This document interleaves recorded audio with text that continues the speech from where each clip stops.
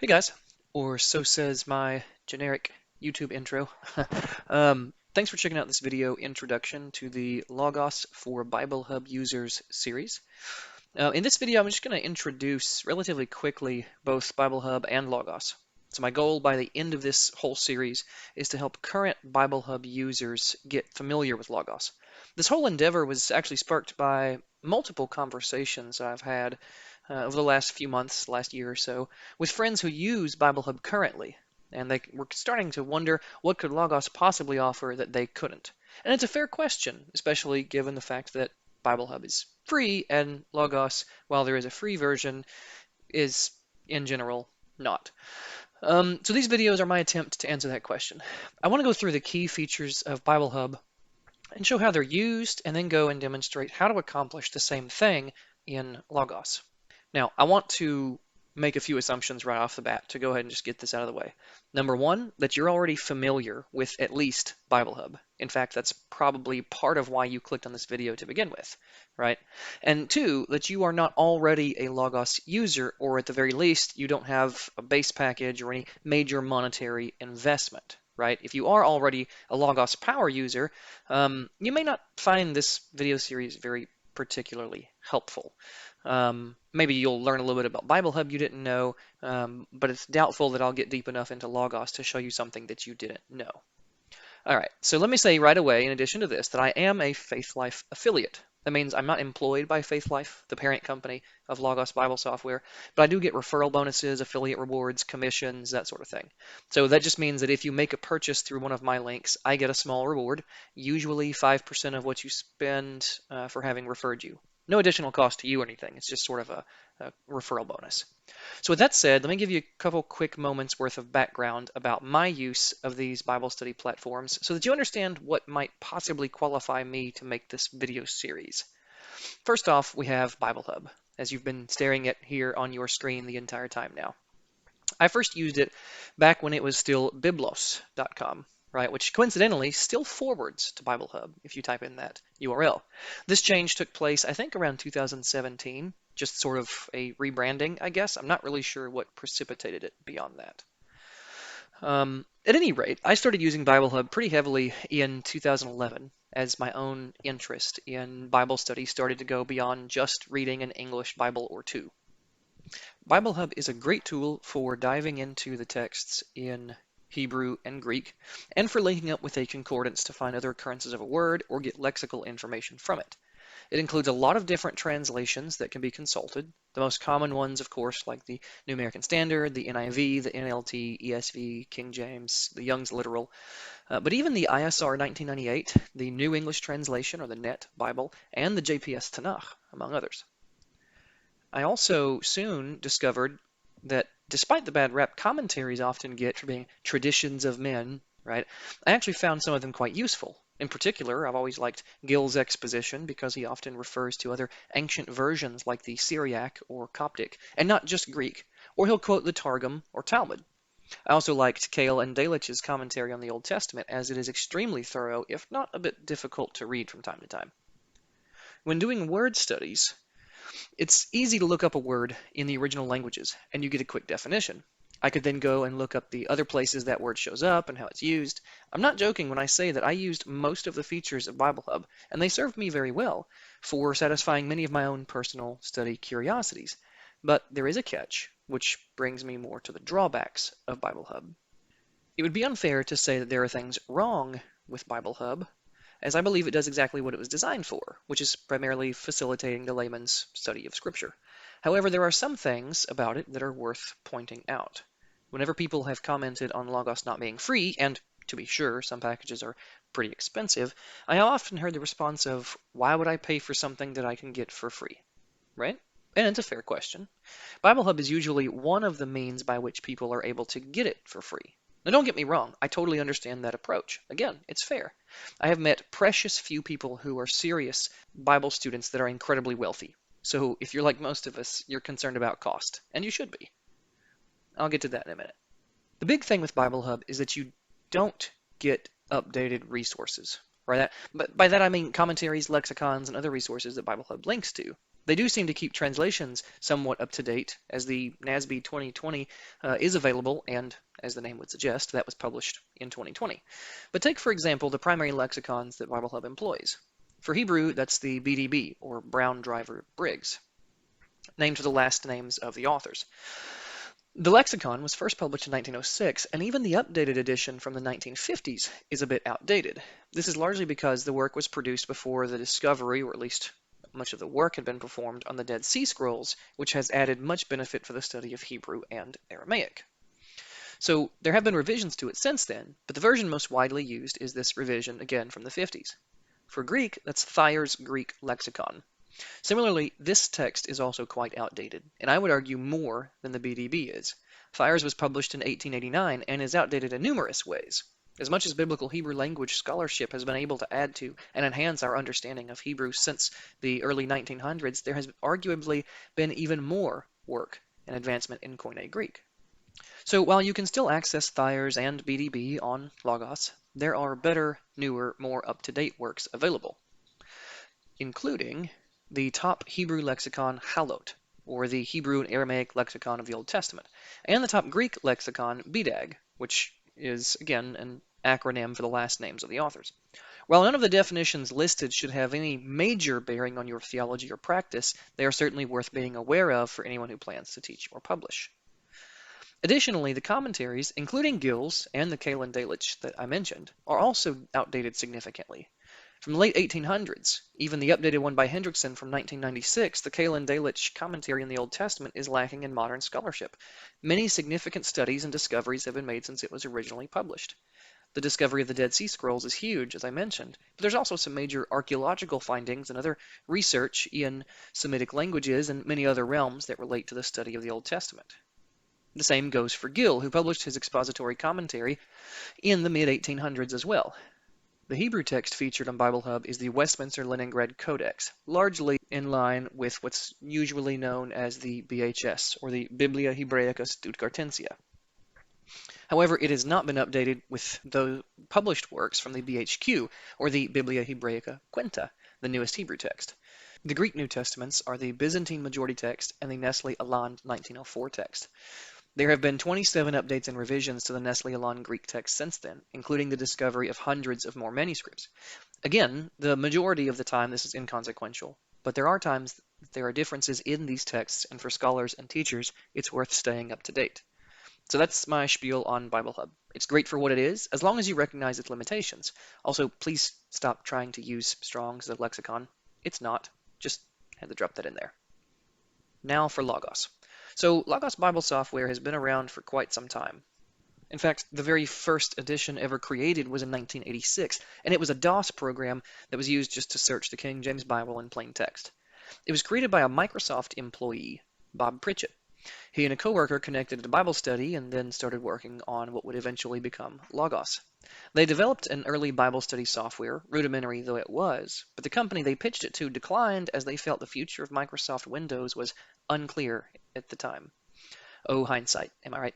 By late 1991 and early 92, they began shipping install disks of Logos Bible software. In 1995, Logos introduced the library concept with their software suite, and that has been one of the most important features of all. Since that time, Logos has grown extensively. By 1998, Logos was capable of hosting a digital library of over 10,000 books. In 2009, they released Logos version 4, the first time that they had something to run cross-platform, running on Windows, Mac, and iOS. In November of 2012, they launched Logos 5, which included multiple new features like the Bible Sense lexicon, the clause search, and the timeline of biblical history. And it was about this time that I jumped on initially. I first downloaded Logos around the summer of 2013 just to check it out. I found the immense number of features available a bit daunting, and recall from earlier that I had already become accustomed to using Biblehub. Logos felt like it was capable of overkill, but also not very user-friendly, and seemingly lacking in the things that I had access to because I was only a free user. At the time, I used it maybe a couple hours a month, but for all my work and serious studies, I was still a Biblehub user through and through. Now, fast forward a few years to June of 2020. My wife purchased me Logos 8 Messianic Jewish Gold for Father's Day. just to go ahead and brace you for the sticker shock, because undoubtedly it will occur. This is a $1,550 package at regular price. Now, I got it on a sale at the time and saved almost $400, but yes, I know, it isn't cheap. We'll get to that. So from June 2020 to present day, I use Logos pretty much daily. I have used it for grad school, working on my master's. I've used it for personal study, just things I've been curious about, and I've been using it for sermon prep. I use it mostly on my Windows 11 PC, but I also use it from time to time on iPad, Android, and the web app. So what on earth made me crazy enough to shell out that much money? Well, in short, I got serious. That's not a joke either. I mean it. I knew Logos had the tools and features that I needed to really dig into the text of Scripture, and then some. So what makes Logos different from Biblehub? Well, as I already mentioned, Biblehub is a great site with the resources that are on it. But there's really only a few dozen, right? And probably fewer than that most people even use.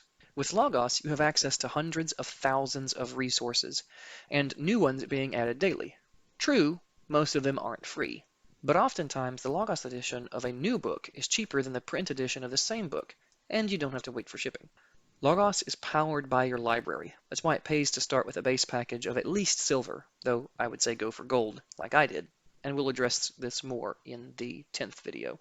The passage guide, exegetical guide, word study tool, fact book, all the things we will get to in our walkthrough later on, all only get more useful as time goes on. Let's say that I open the fact book to the entry for Passover, right? First off, it brings up the Lexham Bible Dictionary. Scrolling down, we can see an entry for further reading from the Lexham Theological Word Book. We have some selected media that fits our search of Passover. We have key passages that relate to Passover found in Scripture. We have the Bible senses, which we'll get to eventually. Expanding the dictionary section, we can see that we can now go in and read from multiple additional dictionary entries, not just the Lexham that was listed up top, but all these different ones, all from my library. Now, if I purchase another dictionary resource, it'll be added to this list for me to consult. And you can see I have a somewhat long list of dictionaries available. Notice below these that we also have some cultural concepts. We have different types of resources we can check. We can check some passages from the Dead Sea Scrolls as it relates to Passover. We can check from Josephus. We can check, of course, Bible references. We can see how many journals are in my library that refer to Passover, how many sermons touch on the topic of Passover, how many books, such as this one right here, which is a Passover Haggadah for Jewish believers in Hebrew, or a Passover Haggadah, Go Forth and Learn, the Seder, also again from my library. If I purchase more books that relate specifically to this topic, they will also appear in these sections here. So that's the big thing with Logos, the way that all things are linked together and integrate. You can't think of Logos as just a paid version of Bible study software while thinking of Biblehub or Blue Letter Bible or Study Light or whatever as the free versions. Those are basically websites that link between different pages. Logos is an entire Bible study ecosystem. You can take notes, highlight, dig into a word, make a new document, write a sermon, check how many times someone refers to a given passage, get definitions and usages of a word, all of these things right at your fingertips. You can see where a New Testament Greek word is found in the Greek Septuagint, and much, much more. That's why I said it's for the serious student. So what's my complaint? What's the catch? Well, I already mentioned the price. To be sure, it's not cheap. I almost couldn't accept that my wife bought it when she did. However, she also got it on a payment plan, which Logos offers for any large purchase, and we paid it off over 11 months. It made it much more palatable, and you get payment plans that can go all the way to 17 months or so. Plus, future upgrades get less and less expensive with each package that you purchase due to what Logos calls dynamic pricing. Again, we'll get to this in the 10th video. So if you bought gold for, say, $1,500, you don't spend another $3,450 on diamond. Rather, it would cost less than the difference between the two. So you'd be spending well under $2,000 to go from Messianic Jewish gold to Messianic Jewish diamond if you already had the gold package. Again, 10th video. For now, that pretty much wraps it up for me. I hope this has been helpful and useful. Beginning in the next video, we'll actually take a little tour through both Biblehub's interface and Logos's to get you guys familiarized with both platforms. In the third video, we'll cover Bible versions, like the ones that are available on each platform. What about the Apocrypha, pseudepigraphal books, rabbinic works like the Talmud, all those sorts of things. We'll look a little bit at parallel Bibles. In the fourth video, we will dig into word study tools. And we'll spend a good amount of time on this because something tells me that a lot of y'all watching will spend most of your time out of all of these tools in word studies. So we'll look at concordance tools, we'll look at Hebrew and Greek lexicons, we'll look at how some of these things are linked together. In the fifth video, we'll cover interlinears in both platforms. And I have to say the interlinear was by far my favorite tool on Biblehub. And the interlinears in Logos took some getting used to, not gonna lie. In the sixth video, we will look at commentaries. In the seventh video, we'll cover topical studies. In the eighth video, we'll do a little advanced searching, and really this is just, understanding some of the keywords or how to get better search results. Because sometimes, and Logos does it too to some extent, but definitely on Biblehub, it can be difficult to really return the results that you're looking for while you're searching for something. In the 9th and 10th videos, I'll leave the Biblehub walkthrough and tutorials behind and just explain how to use a few of my favorite Logos tools. I'll also give a little advice based on my own usage of Logos and some other products from their parent company, Faithlife, to help you decide which package is best for you. As you start to look into it more, I think this will be even more useful. Lastly, the 11th video will be a brief demonstration of the Logos mobile app. I won't be covering the Biblehub mobile app because, well, all it really does is just link to the Biblehub website. So that pretty much should wrap it all up. To be sure and like, subscribe, leave me a comment for what you'd like to see get covered after this series or in addition to it. Also, there is an affiliate link in the description which you can use at any time for 10% off a base package of your choice. You'll also get to pick up 5 extra books that you wouldn't be able to get if you just went to the website and purchased a package. When I say you get 10% off, it's at least 10%. If at the time you're viewing this and you want to go check it out, if Logos is running additional promos, it'll actually be on top of that. I will include various other links throughout this series to resources in Logos as I access them. These links won't always offer discounts, but purchasing through them will lend me a small commission for the referral. So if you are going to purchase something because of what you watched here, I do ask that you follow through my link. Additionally, I have included a link to the free version of Logos, which is Logos 9 right now at least, Logos 9 Basic, so you can check it out and follow along as we continue through this series. There's also a link to Logos Fundamentals, which if you use my link, you can grab for $50 instead of $100. It contains a few $100s worth of resources. It's a great place to get started. And in case I forget later on, the way that dynamic pricing will impact this is if you've spent money on something, you won't ever have to spend money on the same thing again. Right? So if you have fundamentals, all the things that it includes will decrease the cost of your future base package purchases by a certain amount of money.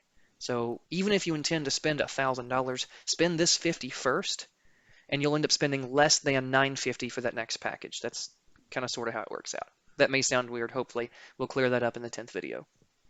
Once again, thanks for checking out this video. Hopefully you'll continue on through the series, and we will see you next time. Shalom.